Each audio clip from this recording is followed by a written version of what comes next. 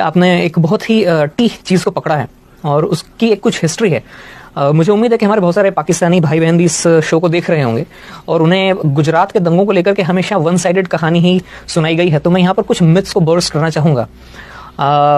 अक्सर ही बताया जाता है पाकिस्तान के अंदर, तो यही खबरें जाती हैं कि मोदी के राज में 2000 मुसलमानों को मार दिया, लेकिन एक्चुअल फिगर 2000 नहीं है। वैसे मुझे शर्म आ रही है ये नंबर्स बोलने में, ये कोई खुशी का मौका नहीं है, ये कोई खुशी की चीज नहीं है कि मैं ये कहूं कि 790 मुसलमान मारे गए थे, 240 हिंदू मारे गए थे।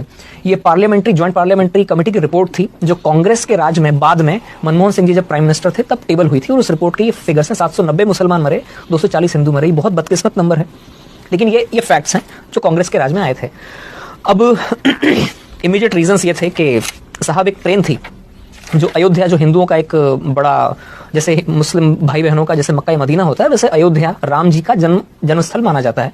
वहां से तीर्थयात्रियों की एक ट्रेन अयोध्या से लौटी थी। वो गुजरात के गोधरा स्टेशन के ऊपर थोड़ा सा आउटपोस्ट पे खड़ी हुई थी और उसमें जो यात्री थे, तीर्थयात्री थे, कुछ विश्व हिंदू परिषद के लोग थे, कुछ आरएसएस के काडर थे, जिनका अयोध्या में आना जाना लगा रहता है।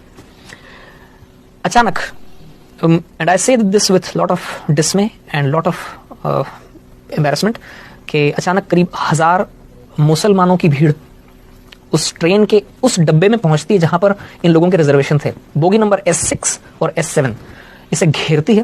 अचानक पथराव शुरू होता है और पेट्रोल में भिगो कर रुई के गद्दों को और तकियों को अंदर फेंका जाता है और आग लगाई जाती है, जिसमें 59 हिंदू जिंदा जलकर मर जाते हैं। 28 फरवरी सन 2002 का दिन था, सुबह 9:30 बजे के आसपास का वक्त था। इसमें 59 जो हिंदू जलकर मरते हैं। जैसे कि आपको जानकारी, इंडिया में जो स्लीपर डब्बे होते हैं ना, 72 लोगों की सीटें होती हैं, तो 72 में से 59 लोग जलकर मर गए। उनमें 40 औरतें थीं और बच्चे थे।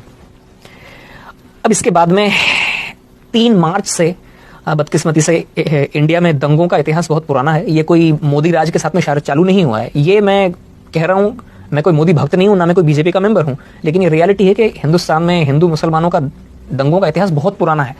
बदकिस्मती से दंगे हो जाते हैं 3 मार्च से। जब शुरुआत में इस खबर को थोड़ा दबाया गया, लेकिन जब 59 लोग जिंदा जलकर उन पापड़ जैसे बन गई वो लाशें, और उन लाशों को जब ट्रांसपोर्ट किया गया था तो वो लाशें जहां जहां से गुजरी वहां से ये खबर फैलती चली गई और 3 मार्च से दंगे फसाद चालू हुए, जिनमें बदकिस्मती से जो मैं फिगर्स मैंने आपको बताई उतने लोग मारे गए थे। अलबत्ता दूसरे फैक्ट्स जो हैं उन पर पर्दा डाल दिया जाता है।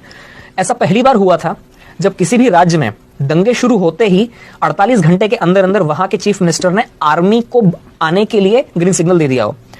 5 मार्च का दिन था, आर्मी की टुकड़ियां पहुंच गई थी फ्लैग मार्च करने के लिए।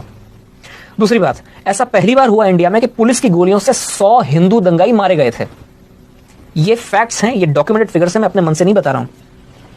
और ऐसा पहली बार हुआ था कि इस तरह से कट्टर, जो मुस्लिम्स के अंदर जो कुछ कट्टर और ऑर्गेनाइजेशंस थे, उन्होंने वहीं के पास में गोधरा में करीब 50 मस्जिदें हैं, 50-60 मस्जिदें, छोटा सा कस्बा है लेकिन 50-60 मस्जिदें हैं। हो सकता है हम से कुछ मस्जिदों को सऊदी फंड्स आते हों, जहां पर वो वहाबिज्म की जो एक्सट्रीम हार्डलाइनर आइडियोलॉजी वहां से प्रोपेगेट करते हैं। एक मस्जिद से मोबिलाइज हुई थी वो मॉब जिसने ट्रेन को घेरा था और जिस तरह से जलाया गया, ये भी पहला मौका था इंडिया के अंदर। ये उसका इमीडिएट रीजंस थे।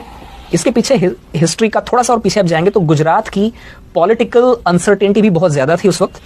ये मार्च 2002 की बात है। उससे 2.5 महीना पहले जब दिवाली के आसपास का वक्त था, तब ही मोदी जी को पैराड्रॉप किया गया था। अटल जी और आडवाणी जी के कहने पर उनको सीधे उठाकर चीफ मिनिस्टर बनाया गया था। वे गुजरात में उसके पहले कभी असेंबली के मेंबर तो क्या, चुनाव लड़ना तो क्या, वे कभी किसी म्यूनिसिपल कॉर्पोरेशन का भी चुनाव नहीं लड़े थे। वे कोई इलेक्टेड फिगर नहीं थे। और उस वक्त गुजरात में बहुत कई बरसों से पॉलिटिकल अनसर्टेनिटी चली आई थी। हर 6-8वें महीने में चीफ मिनिस्टर बदलते थे और जो वहां की जो लोकल बीजेपी, स्टेट बीजेपी थी, उसके अंदर बहुत सारे गुट बने हुए थे और गुट आपस में ही लड़ते रहते थे। वो हालांकि बीजेपी मेजोरिटी में थी, लेकिन फिर भी कोई एक तगड़ा लीडर नहीं था। कांग्रेस बहुत होपलेस कंडीशन में थी, लेकिन फिर भी वो इस इनफाइटिंग को थोड़ा बढ़ाने की कोशिश करती थी। कई सालों से चल रहा था, तो आप ये समझ सकते हैं कि पॉलिटिकल अनसर्टेनिटी थी। जब किसी भी जगह पर पॉलिटिकल अनसर्टेनिटी होती है तो वहां के एडमिनिस्ट्रेशन के ऊपर उसकी मार पड़ती है। एडमिनिस्ट्रेशन ढीला हो जाता है, पुलिस ढीली हो जाती है और पूरी सोसाइटी में भी एक एजिटेशन हो जाता है, गड़बड़ हो जाती है। तो इन सब चीजों की रोशनी में एक नए आदमी को आप उठाकर चीफ मिनिस्टर बनाते हैं जिसके ज्यादा सपोर्टर्स भी नहीं थे। और इंडिया में ऐसा होता है कि काफी चीजें इंटरपर्सनल तरीके से होती हैं। चीफ मिनिस्टर की उस वक्त हो सकता है वहां के पुलिस वालों से भी ज्यादा जान पहचान हो, पुलिस वाले सुनते ना हो, इवन खुद अपनी ही पार्टी के लोग ऐसे मौके पर नए मुर्गे की टांग खींचने की कोशिश करते हैं कि मैं आपको यहाँ पे इसलिए टोक रहा हूँ, आपकी पूरी कहानी हम तक पहुंची और बड़ी इंपॉर्टेंट है। आपने फैक्ट्स के साथ बात की, ये वो फैक्ट्स है जो हमारे दर्शकों को जानने की जरूरत है। आपने एग्जैक्ट नंबर बताए कि हुआ क्या, इंसिडेंट क्या हुआ, क्या कुछ हुआ, और अनफॉर्चुनेटली ऐसा हुआ। मगर उसके बाद हम देखते हैं कि वो ना तो मोदी साहब ने किया था, मोदी साहब ने कंट्रोल किए, और उसी स्टेट में जहां ये इंसिडेंट पहले हुआ करते थे, फिर हमें आगे ये पता चलता है कि उन्होंने मैक्सिमम उसको कंट्रोल किया। मैं कनाडा में गवाह हूं, जब मोदी साहब हार्पर गवर्नमेंट के ज़माने में यहाँ पर आए थे तो सबसे बड़ा डेलीगेशन गुजराती मुसलमानों का उनके साथ मिला था, और कितने प्यार से वो मिले थे। मैं इस वक्त काश में रेडी होता तो मेरे पास वो वीडियो में दिखाता अपने दर्शकों को। ये तो वो फैक्ट है। अब देखिए, एक चीज और जोड़ना चाहूंगा इसमें कि उन दंगों के बाद मोदी जी, ये फैक्ट है जी, एक के बाद में 3 इलेक्शन जीते हैं 5-5 साल। बिल्कुल ऐसा। अगर उन्होंने दंगे करवाए होते जैसा कि लोग बोलते हैं, नहीं, वो तो एक सिस्टेमिक कैंपेन है ना उनके खिलाफ, डेमोनाइज करने की। तो गुजरात की जो पब्लिक है इंडिया की सबसे ज्यादा एजुकेटेड पब्लिक में से मानी जाती है। वो इतनी बेवकूफ तो नहीं है कि किसी मास मर्डरर को एक के बाद में 3 इलेक्शन जिताएगी। और दूसरी बात यह है कि एक बार जब ये जम गए वहां पर, तो इतिहास साक्षी है, तारीख गवाह है कि उसके बाद में फिर गुजरात में कभी कोई दंगा नहीं हुआ जी। और ये बड़ी दिलचस्प बात है कि आज भी इस आदमी की तनकीद करने के लिए लोगों को कुछ और नहीं मिलता है तो 17 साल पीछे जाते हैं। राइट। मतलब 17 साल से ये आदमी लगातार या तो गुजरात का चीफ मिनिस्टर था या इंडिया का प्राइम मिनिस्टर था। इन 17 सालों के कालखंड में इस आदमी के खिलाफ बोलने के लिए किसी को कुछ नहीं मिल रहा है। मतलब तो वो ये जो 17 साल पीछे जाना पड़ता है लोगों को। अच्छा, ये बड़ी दिलचस्प बात है।